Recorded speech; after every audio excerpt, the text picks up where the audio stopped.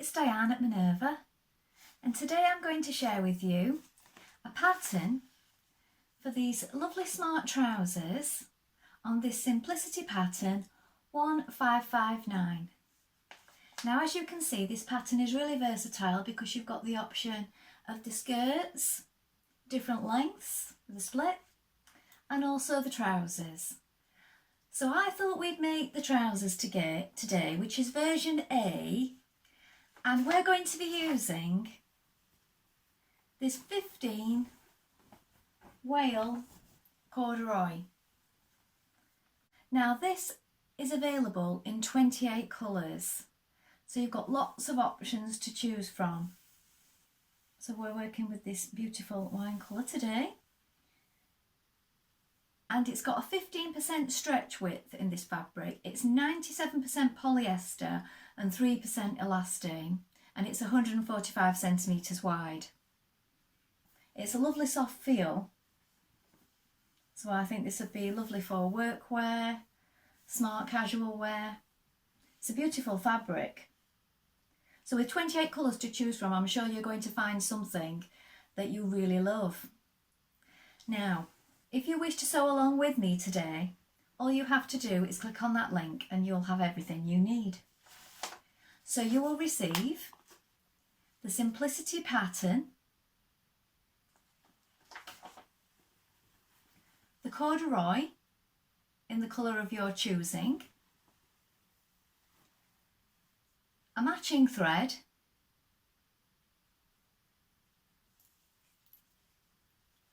a matching zip,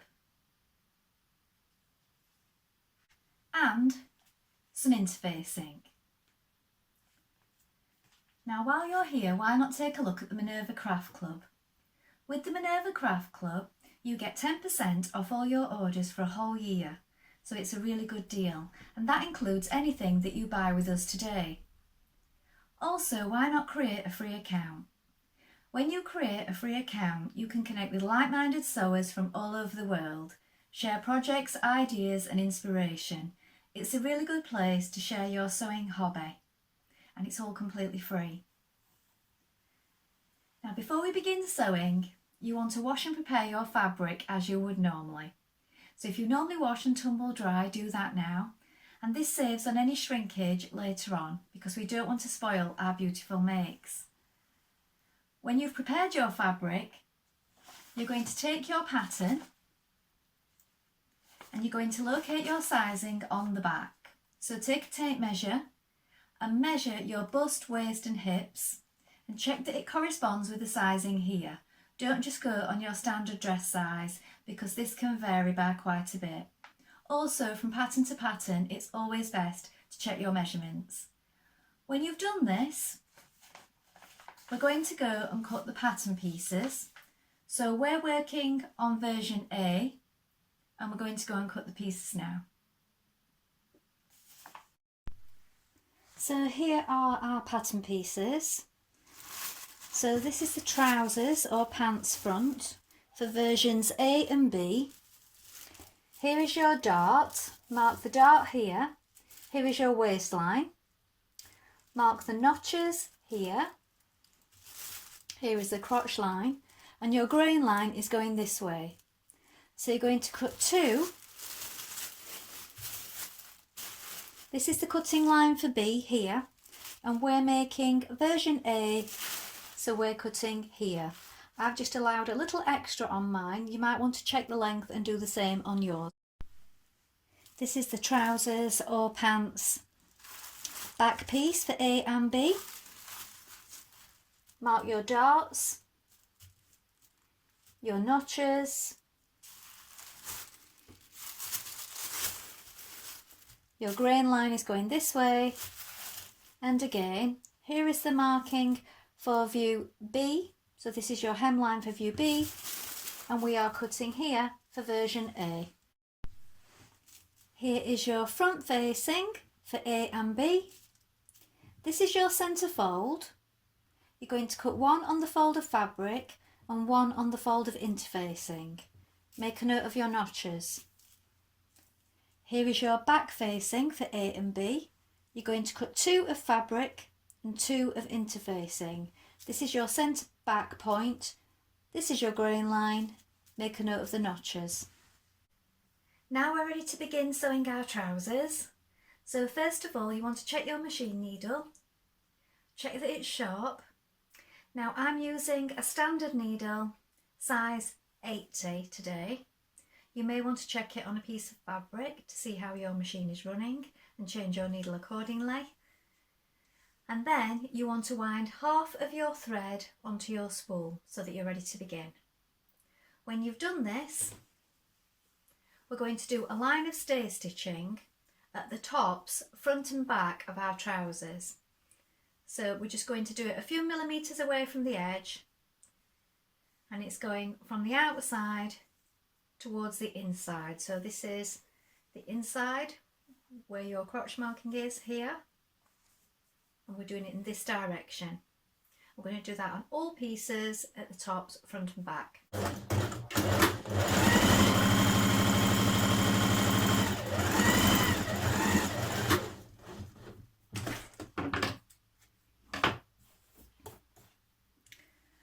When you've done this, we're going to mark in our darts. Now we're going to stitch in our darts. So here is my marking on the back. You're going to bring right sides together and bring these 2 notches together at the top that you've marked. There is your mark there at the bottom.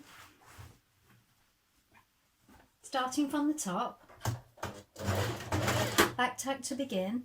Now you're working at a gradual angle towards this point here. So a nice steady gradual point towards this marking. Don't come off too suddenly because you'll get a bump. You're going to just run off the edge here. Leave the thread so that you can knot it.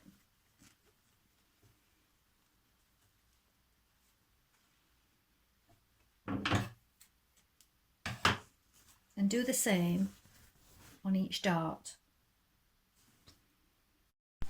Now you're going to take a front leg and a back leg, place them together right sides facing, and you're going to stitch them together at the inner seams. So you want to match your notches, and starting from the underneath here, the under crotch, you want to stitch down the inner seam with a 1.5 centimetre seam allowance.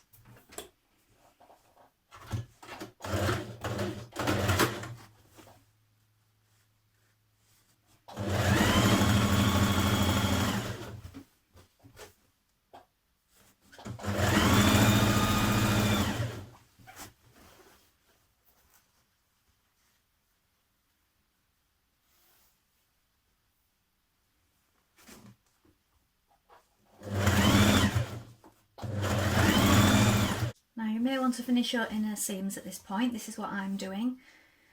You can lose quite a lot of bits off cord, so I'm finishing the seams as I go.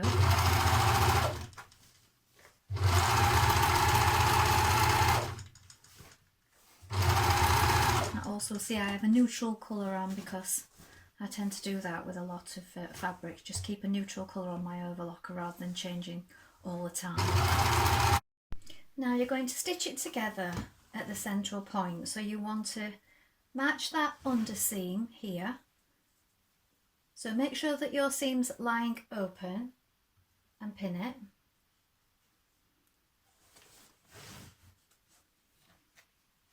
Make sure that these notches match here, so the double notch.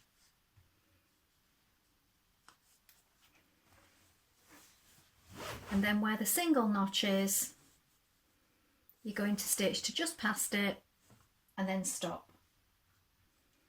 So we're only stitching to this single notch, so pin it first.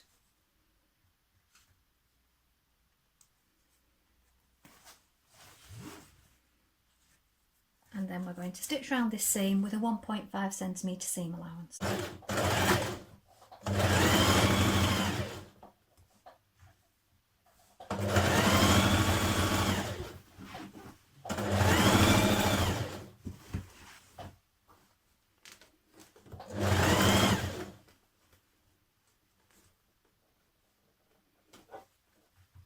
Make sure that your seams are flat and even.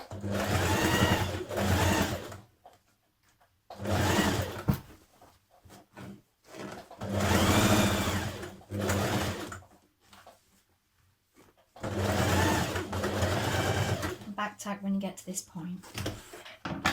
Now you can snip the curved area, finish your seams and press open. Now you're going to insert your zipper. Now you can press under 1.3 on one side, 1.5 on the other and overlap it as per the instructions, but I'm going to do it edge to edge. So I've pressed under the same amount on both sides. And what I'm going to do is I'm going to apply my zipper so that it's edge to edge like this. So it's not overlapping, it's edge to edge, and then I'm going to top stitch it down both sides. Now you can find that if you press it first and then you loosely tack it together with hand stitches, then place your zipper behind, you get a better finish. So I'm going to show you this now. So it's pressed and loosely tacked, as you can see, because you can see through it slightly. So keep it quite loose. Then you're going to press your put your zipper behind it. Now leave your seam allowance here because this is where your facing is going to go. And we're going to top stitch it down with your zipper foot there.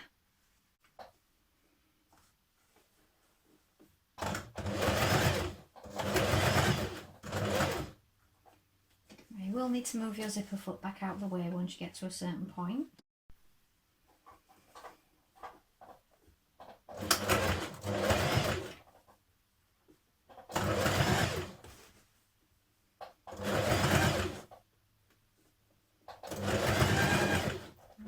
Square it off at the bottom.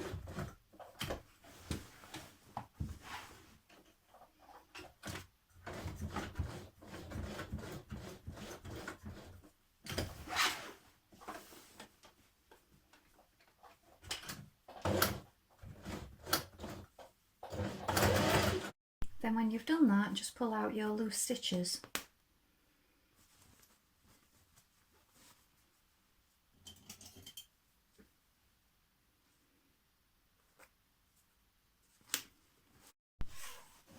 Now stitch down your outer leg seam, matching your notches and keeping it even with a 1.5 centimetre seam allowance. Back tack to begin.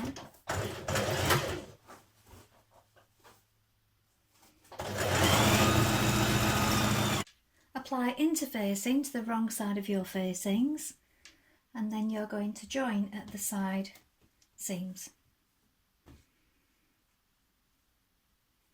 So matching your notches, stitch with a 1.5 centimetre seam allowance here. Then edge finish your unnotched edge, so you can either turn it under, zigzag it or overlock it. I'm going to overlock mine today.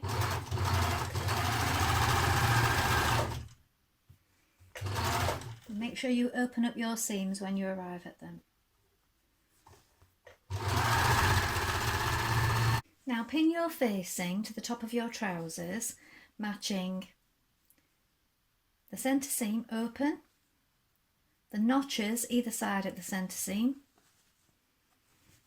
the side seams again pressed open, and the notches here to the back. Stitch your facing to your tops of your trousers with a 1.5 centimetre seam allowance, making sure that your darts are pressed to the centre and your side seams match.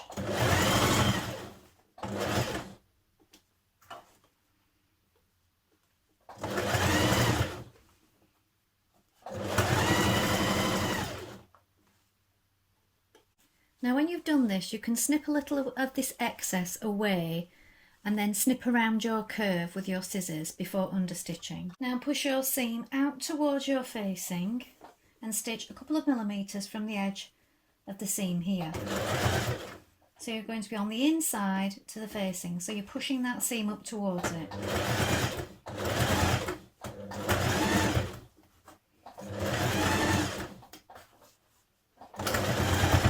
smoothing it under with your fingers underneath. You might need to walk over a couple of the little areas where it's quite thick. Now press your facing back to the wrong side. Now you can stitch at these points here, so at the side seams and the front seam you can stitch in the ditch of the seam with your sewing machine. So at the front here, at the sides, and then you can also do some stitching in the dart point there if you wish, or hand stitch behind here. Press it all down and then you're going to hand stitch where you've folded back. You're facing here at the edge of the zip. So this I'm just going to hand stitch it. Now if you've done it edge to edge like I have, you probably won't need any hook and eyes at this point. If you've overlapped it, you may want to add a hook and eye at the top, but the zip does stay fastened, so it's not a requirement. Now, when you've stitched down your facing, try on your garment to check the leg length before finishing off your hems. So you may want to hand stitch your hem. I choose to overlock it first and then hand stitch it. So here are the finished trousers.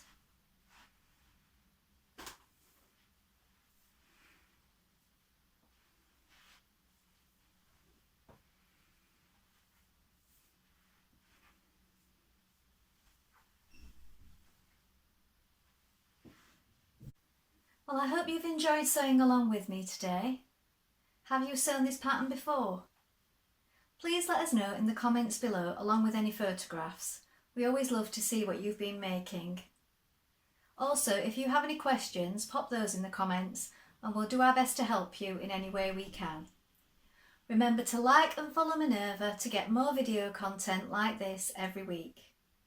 Well, that's all for today, but I hope to be back with another sew along really soon. Thank you for watching. Bye for now.